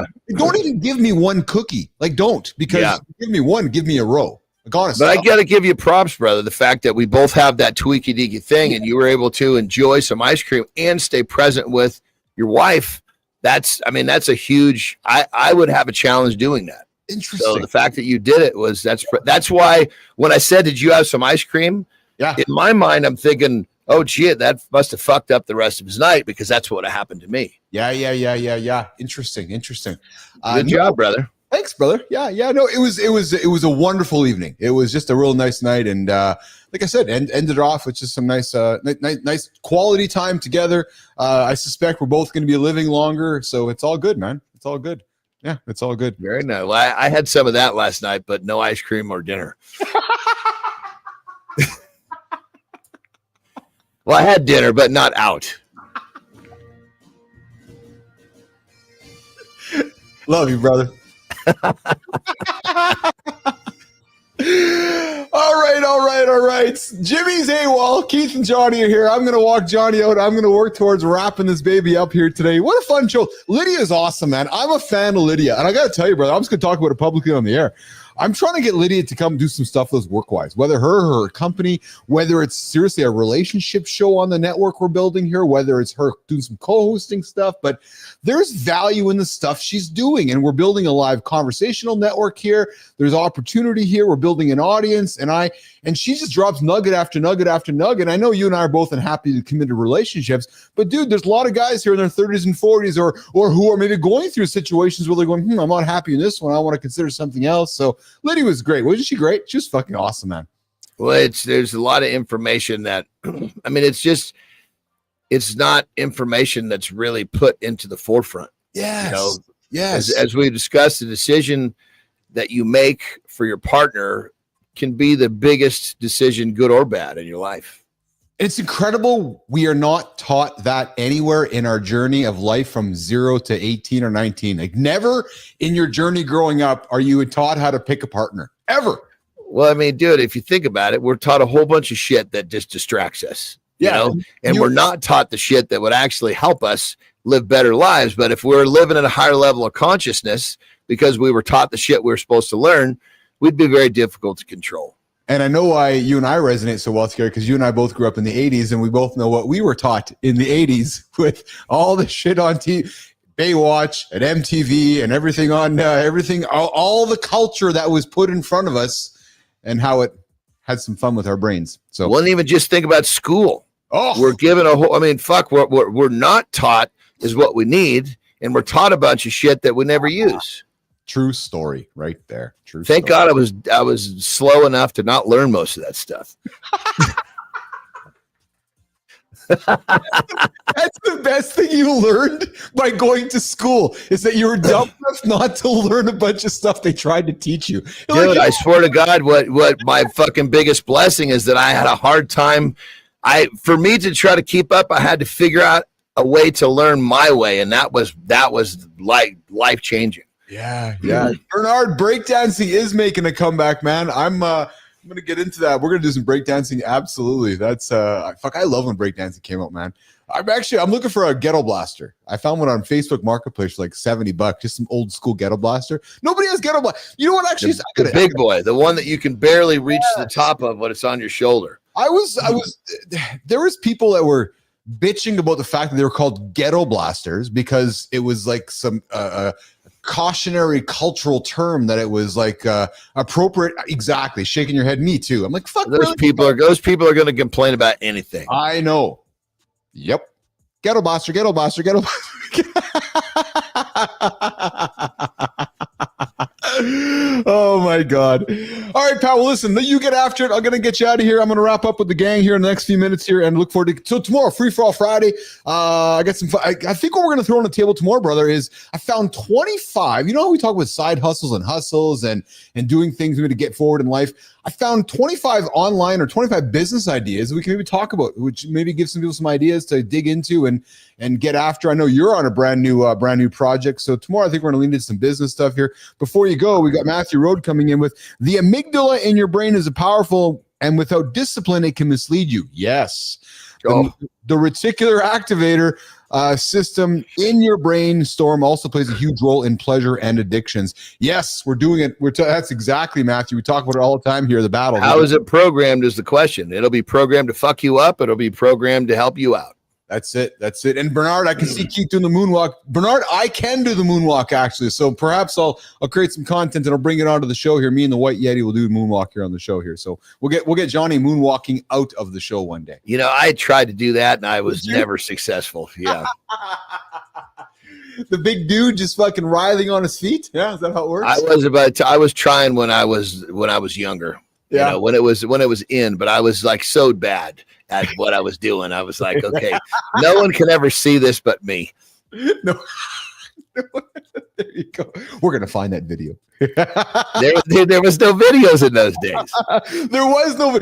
Speaking of, it's funny when you say that. You know when somebody's like, "Yeah, does Sasquatch exist?" or these things that you wonder. Listen, there are so many cameras now on the planet capturing every moment. Captured all sorts of weird shit that we thought was never exist before. Right? Fascinating to me. All right, well, listen, Johnny, I'm going to get you out of here, pal. You have yourself a good one, and I'm going to reset, and we're going to rock and roll. We'll get back after tomorrow, okay? You know, speaking of Yetis, but yes, we'll have rock tomorrow. I was thinking the Yeti, that kind of a funny little thing at some point where that Yeti is like somehow takes his fucking mask off, and it's me under there. Believe me, I thought about it, actually.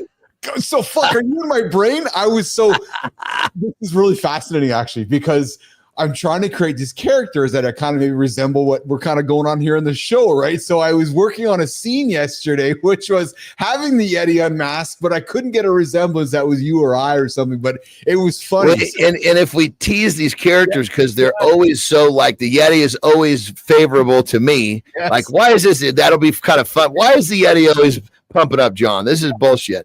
Yeah. And this other character comes and it's you. Yeah. Although, what would your character be? That would be an interesting, maybe Maybe a possum or a warthog. A possum? What the hell? A fucking possum.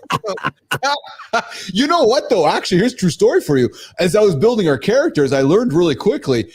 So I tried out, I don't know if I told you this. No, I did tell you this. I tried your bulldog, my bulldog. I tried a bunch of dogs, but the lips weren't matching very well. So I ended up with the Yeti, the silverback, the chimpanzees. But so far, we got Eddie, the white Yeti, hanging out with us. And we've been having some, Lauren's coming in with Pumbaa. When we were in Africa, dude, few years ago, if you haven't seen a warthog in real life, I hope one day you get a chance to see one because they're fucking funny, man. Like they are actually like the Lion King Pumbas, dude. And your American bulldog, my English, like some of their resemblance to the Pumbas are funny as shit, right? So yeah, that's some pretty good stuff. That's some really good stuff. Okay, well listen, pal, I'm gonna get you out, and we'll talk to you in less than 24. We've been saying the longest ending goodbye here for the last. I know. That's right. That's our bromance coming to the surface. Exactly. It's all right. Get the hell out of here. I'll see you tomorrow, pal. Have a good loop, brother. Yeah, we'll see you later. All right, Johnny's out of here. Uncle Keith is left, and I'm going to pull him off stage. There we go. All right, guys, let's just do this. I feel like I need to do this to reset it in my own head. Yeah. There you go.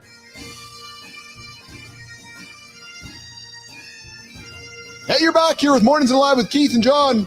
Except John's not here. No, John left. Yeah, true story. I'm left with B-Drive. I'm left with Lauren. I'm left with not Jimmy either. I have no idea where Jimmy went either. I think when Jimmy rewatches the show, he's like, oh, they actually did it without me. Oh, we did. Although I will say, Jimmy, the production quality has suffered since you've left. So all the work we put into creating this great story for you guys, yeah. You'll see more of it tomorrow. And next week, we're getting after it, having some fun here on the show. Okay, so we're not going to do the community corner segment today or the creator spotlight. Why? I'll take my glasses off for this one. Because I'm not ready for it myself. Yeah, true story. Yep, nope, just not ready for it myself. Why? Because I just don't have everything organized. I wasn't prepared to do it myself. So, but that's how we fly the airplane. That's how we build the airplane as we're flying. So today we're going to put the community corner creator spotlight on hold, bring it back tomorrow. What a great show here today, guys. If you missed the first hour, I cannot encourage you enough to go back to the beginning and listen into the conversation we had with Lydia Hoey, director of McLean International on the dating relationship side. So much fun. Marty shared his relationship journeys he has been on. We talked about, attraction, physical attraction. We talked about the swiping culture. We talked about the commodification of human beings. Just a wonderful, fulfilling conversation. Yes, Lady Drew, I want to get a kilt, actually, playing the bagpipes. I love the bagpipes, man. I'm a huge fan of the bagpipes. And as you guys can tell by my music choices, I'm a fan of strings too.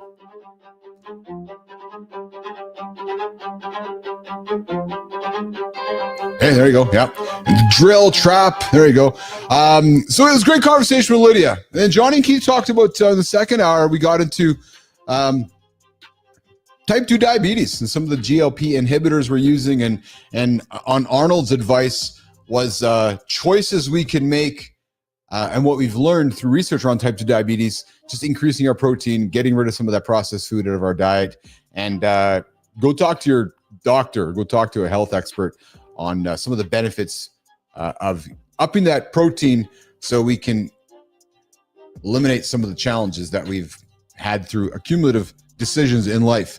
All right, so I was going to get to the conversation on ways to build a personal brand that positions you as an expert. I think we're going to put that one on hold. Although there certainly is some value in getting after it here today. We do it every day here on the show. But I think what we're going to do here is we're going to put that one on pause. We'll come back with it later on tomorrow or later this week on the show. So for right now, we're going to wrap it up. Is what we're going to do, nation. Yes, we are. We're going to wrap it up. Get on with the day here. I see you guys there tuning into the community. I'm going to quickly have a look at the comments here. Lady Drew coming in with the kilt. Let's see what we got here. Bernard coming in with my Canadian accent came out. I think nerds needs. Yes, I got the gang here dropping off the words here in the comments. Okay, well listen, I'm gonna get out and we'll see you guys tomorrow. You know where to find us, right here on YouTube, over there on LinkedIn, over there on X, over there on Substack. The big show starts at 8 o'clock Eastern time. The bigger show starts at 7:30 Eastern time, called Kindness Rising with Matthew Roof. He's delivering positive energy to kick off your morning before you get into the circus we like to call Mornings in the Lab with Keith and Friends. Tomorrow's Free for All Friday. I'm going to invite my community. So listen, yeah, Bernard, you're right, actually. I do have to pee. So to the community, you guys want to join the show tomorrow? I want to invite you to do so, but you got to be in my community. So Holroyd, Bernard, Lady Drew, you guys are all part of the community. I know you guys are. I'd love to have you guys join the show tomorrow. So if you want to call in, 431-300-3005, 431-300-3005. That is the way to get into the show. And if you want to join the show right now, I invite you, 431-300-3005. I will answer.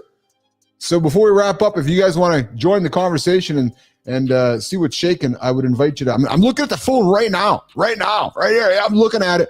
431-300-3005, the Mornings in the Lab hotline. If we are not live, the phone rings to me. I'll answer it. If we're not live, send a text. I'll answer it. If we're not live, send a voicemail. We'll drop it. But tomorrow, guys, 8 o'clock, if you guys want to join the conversation, you are invited. Come on screen. Make us a phone call. Send us a phone call. Matthew Roof will be here tomorrow as well. I think he'll be here tomorrow. I know he's doing his Kindness Rising show, but I'm suspecting he's going to join us for the conversation tomorrow on Free for All Friday. And for those of you that want to join in the community, you are invited. How do you join the community? Simply subscribe to Mornings in the Lab with Keith and Friends. And if you want to up the ante, you can pay to join the community. We've got a $3 option, a $15 option, and a $20 option. And it's not to line my pocketbooks, and it's not to line John's pocketbooks. No, it's to build the platform. It's to Roofy's there. Yes, he will be here. I knew he'd be here. I can always count on Roofy. Love that guy. So guys, Roofy will be here tomorrow for sure as well after his Kindness Rising show. Again, tune it in. Matt's wrapping up his first week, man. I'm so proud of the effort he's putting in. The guy's showing up and getting it after it every single day, which is what it is all about. All right, so I'm going to get out. We'll see you guys tomorrow. We're going to get out of here. And like I said, if you guys want to join the conversation, you are invited. I'm out of here. We'll see you guys later. Ciao. See you, Jimmy.